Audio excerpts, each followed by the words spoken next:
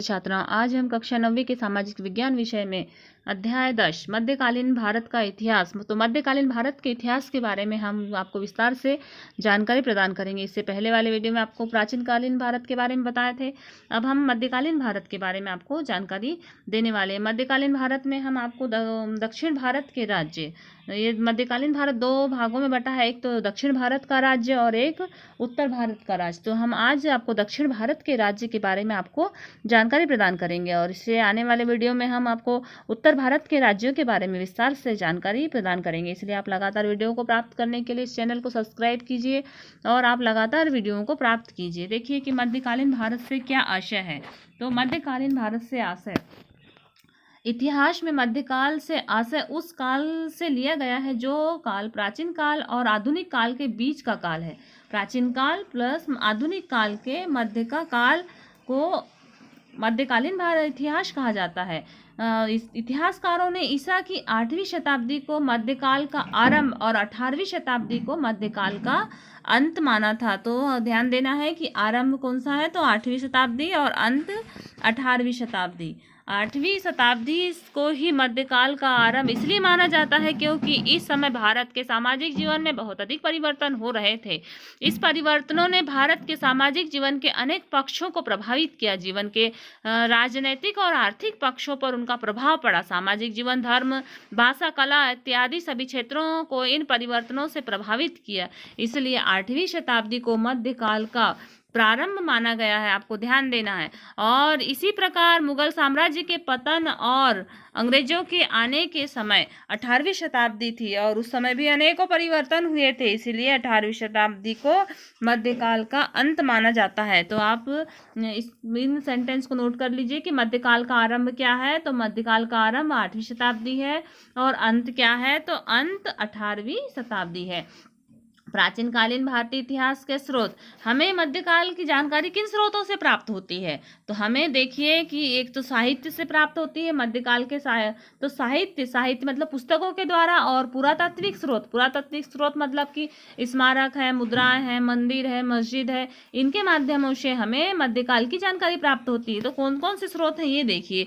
साहित्यिक स्रोत में राजतरंगिणी, तुजुक ए बाबरी, पृथ्वीराज रासो, पद्मावत और अकबरनामा आदि। इसी प्रकार पुरातात्विक स्रोत में है स्मारक, मुद्राएं और धातु पत्रक, मूर्तियां, मंदिर, मस्जिद और मीनारें और दीवारों पर कलाकृति और चित्रकला। हम देखते हैं कि कुछ जगह पर मंदिर मस्जिदों में भी कुछ दीवारों पर कुछ लिखा हुआ होता है कि किस शताब्दी का ये बना हुआ है, किस राजा के शासन में बना है, या कोई किसी किले में भी लिखा होता हुआ दिखता है। तो इन्हीं प्रकार से पुरातात्विक स्रोतों के माध्यम से हमें मध्यकाल की जानकारी प्राप्त होती है। हर्षवर्धन की मृत्यु के पश्चात भारतवर्ष में राजनैतिक रिक्तता की स्थिति निर्मित हो गई और विकेंद्रीकरण की प्रवृत्ति के कारण सामंती शक्तियों ने देश की राजनीतिक एकता को छिन्न भिन्न कर दिया। इसी दौरान भारत में अनेक नवीन राजवंश उत्पन्न हुए। तो अनेक नवीन राजवंश में देखिए कि उत्तर भारत और दक्षिण भारत दो भागों में बंट गया। तो उत्तर भारत में गुर्जर प्रतिहार वंश, पाल वंश, चालुक्य वंश, परमाल, चौहान और आदि राजवंश थे। और दक्षिण भारत में पल्लव, राष्ट्रकूट और कल्याणी के, चालुक्य, चेर, पांड्य और चोल प्रमुख साम्राज्य थे। इस प्रकार से उत्तर भारत और दक्षिण भारत दो भागों में बटा। मध्यकाल को के अध्ययन की दृष्टि से दो भागों में बांटा गया है। तो इसको भी दो भागों में बांटा गया। 8वीं शताब्दी से 12वीं शताब्दी तक के काल को पूर्व मध्यकाल कहा जाता है। तो ये आप ध्यान रखिएगा कि 8 से 12 का जो समय है वो पूर्व मध्यकाल कहलाता है। अब हम देख रहे हैं कि दक्षिण भारत के राज्य कौन कौन से दक्षिण भारत के राज्य हैं। तो 8वीं शताब्दी में दक्षिण भारत के छोटे दो राज्यों में 8वीं शताब्दी में दक्षिण भारत अनेक छोटे दो राज्यों में बंट गया, जिसमें से प्रमुख राज्य निम्नलिखित हैं। तो पल्लव वंश का उदय कृष्णा नदी के दक्षिण प्रदेश, आंध्र प्रदेश और तमिलनाडु में हुआ। पल्लव राजाओं ने लगभग 500 वर्षों तक शासन किया। नरसिंह वर्मन प्रथम और नरसिंह वर्मन द्वितीय इस वंश के प्रतापी राजा थे। कालांतर में चालुक्य, पांड्य और राष्ट्रकूटों से पल्लवों का संघर्ष चलता रहा। इस वंश का अंत पल्लव वंश का अंतिम शासक अपराजित वर्मन जो चोलों ने हार कर इस राज्य को अपना अधिकार कर दिया और पल्लवों का शासन प्रबंधन सुव्यवस्थित था। इसी प्रकार से देखिए चालुक्य वंश में दक्षिण भारत में 6वीं शताब्दी के अंत में 8वीं शताब्दी के मध्य तक चालुक्य वंश का शासन रहा और चालुक्य वंश की राजधानी क्या थी? तो कल्याणी थी और यहाँ इसी से इस वंश का राजनीतिक उत्कर्ष हुआ। इसीलिए इस राज्यों इन चालुक्यों को वातापी के चालुक्य कहा जाता है। चालुक्य राजाओं ने दक्षिण भारत को राजनीतिक एकता के सूत्र में एकीकृत करने का प्रयास किया। चालुक्य वंश के प्रमुख शासक पुलकेशिन द्वितीय और कीर्तिवर्मन और मंगलेश पुलकेशिन द्वितीय, विक्रमादित्य तैलप द्वितीय, विक्रमादित्य पंचम, जयसिंह द्वितीय, सोमेश्वर प्रथम और विष्णुवर्धन हुए। चालुक्य नरेश पुलकेशिन द्वितीय ने उत्तर भारत के चेरों और पल्लवों को हराया और अपना राज्य विस्तार किया। ये आपका चालुक्य वंश है। तो चालुक्य वंश की राजधानी क्या है? तो चालुक्य वंश की राजधानी कर्नाटक है, जिसे वातापी के नाम से जाना जाता है। और पुलकेशिन द्वितीय ने उत्तर भारत के चेरों और पल्लवों को हराया था और अपना राज्य विस्तार किया था। इस प्रकार से चालुक्य वंश हुआ। अब हम देखते हैं चोल साम्राज्य के बारे में। तो चोल साम्राज्य दक्षिण भारत का प्राचीनतम शक्तिशाली राजवंश चोल था। प्राचीन चोल शासकों का वर्णन किस साहित्य में मिलता है? तो चोल शासकों का वर्णन संगम साहित्य में मिलता है। इस वंश का सबसे प्रतापी राजा करिकाल था।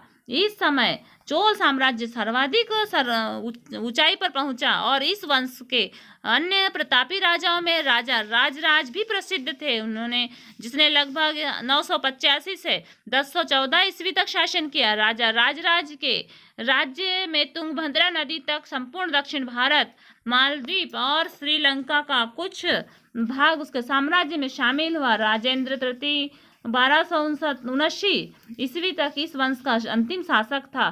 चोल राजवंश अपने प्रशासनिक सुधार कार्यों के लिए इतिहास में जाना जाता है। इस काल में सामुद्रिक शक्ति बहुत उन्नत थी और सामुद्रिक जलबेड़ा भी उपलब्ध था। चोल शासकों की विशेषताएं देखिए। चोल शासक की क्या विशेषता थी? तो राजा राज्य की सर्वोच्च शक्ति था। मंत्री परिषद की सहायता से शासन होता था और साम्राज्य मंडलम मतलब प्रांत में विभक्त था और मंडल वलनाडुकों यानी जिलों में विभक्त था। इस प्रकार से प्रशासन की सबसे छोटी इकाई ग्राम थी और महत्वपूर्ण इकाई ग्राम सभा और 3 भागों में विभक्त आम लोगों की सभा थी और सभा जो है विद्वान और ब्राह्मण की थी और नगरम मतलब व्यापारी और दुकानदार शिल्पी में विभक्त थे।